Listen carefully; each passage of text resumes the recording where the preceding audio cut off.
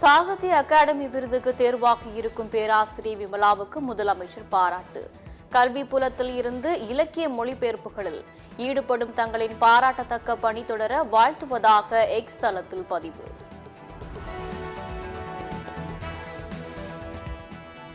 சென்னை அருகே விமர்சையாக நடைபெற்ற படகு போட்டி துணை முதலமைச்சர் உதயநிதி ஸ்டாலின் கலந்து கொண்டு துவக்கி வைத்தார்.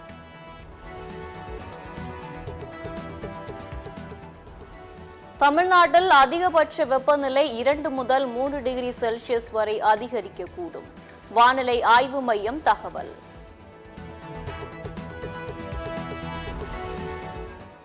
கன்னியாகுமரி, திருநெல்வேலி, தென்காசி, தூத்துக்குடி மாவட்டங்களில் ஓரிரு இடங்களில் கனமழைக்கான ஆரஞ்ச் அலர்ட். வளிமண்டல மேலடுக்கு சுழற்சி காரணமாக மழைக்கு வாய்ப்பு என வானிலை மையம் தகவல். ராஜேந்திர பாலாஜிக்கு எடப்பாடி பழனிசாமி மறைமுக எச்சரிக்கை. கருத்து வேறுபாடு இல்லாமல் ஒற்றுமையாக தேர்தல் பணிகளில் கவனம் செலுத்த அறிவுறுத்தல்.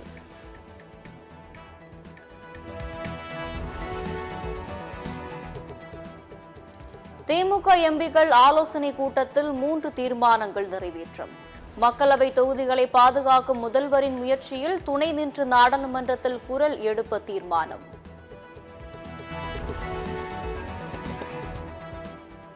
தொகுதி மறுவரையறை தொடர்பாக தென் மாநில கட்சி தலைவர்களை சந்திக்க கூட்டுக்குழு அமைக்க நிர்வாகிகள் தீர்மானம். மேற்கு வங்கத்திற்கு கனிமொழி தலைமையிலும் கேரளாவிற்கு அமைச்சர் பிடிஆர் குழு அமைப்பு.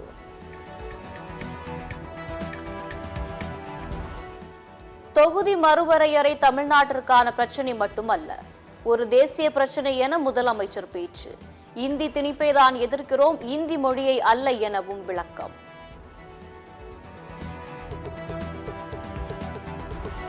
குடியரசு துணைத் தலைவர் திடீர் நெஞ்சுவலியால் டெல்லி எய்ம்ஸ் மருத்துவமனையில் அனுமதி.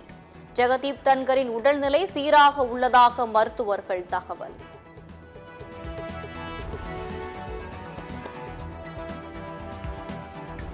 விஜய் மக்களை நேரில் சென்று சந்திக்க வேண்டும்.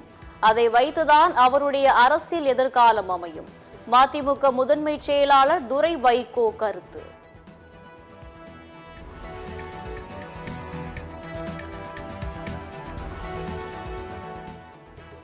சென்னை பெரும்பாக்கத்தில் கஞ்சா கடத்தலில் ஈடுபட்ட ஆந்திராவை சேர்ந்த 2 பேர் கைது. 110 கிலோ கஞ்சா பறிமுதல்.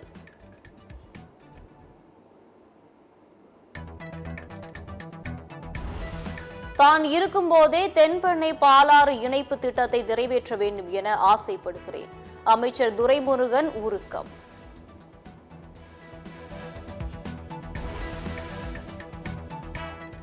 கன்னியாகுமரி அருகே அரசு பள்ளியில் தற்காப்பு கலை பயின்ற மாணவர்களுக்கு ஆசி வழங்கி களரி விளையாடிய முன்னாள் அமைச்சர் மனோ தங்கராஜ். சமூக வலைதளங்களில் வைரலாகும் காட்சிகள்.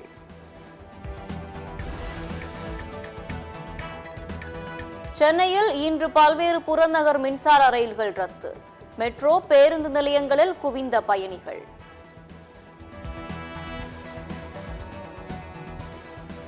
வேலூர் மாவட்டம் குடியாத்தம் அருகே தேனீக்கள் கடித்து ஒருவர் பலி.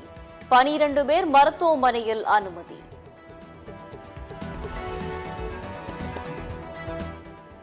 சிம்போனியின் அனுபவத்தை வார்த்தைகளால் விவரிக்க இயலாது. லண்டனில் நடந்த சிம்போனி இசை அரங்கேற்றத்திற்கு பின் மகிழ்ச்சி பெருக்குடன் இளையராஜா பேச்சு.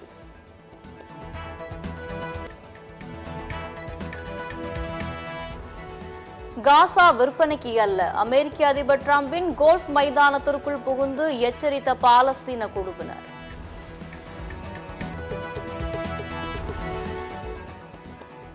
இந்தியாவிற்கு எதிரான சாம்பியன்ஸ் டிராபி இறுதிப் போட்டி. டாஸ் வென்று பேட்டிங் தேர்வு செய்த நியூசிலாந்து அணி நிதான ஆட்டம்.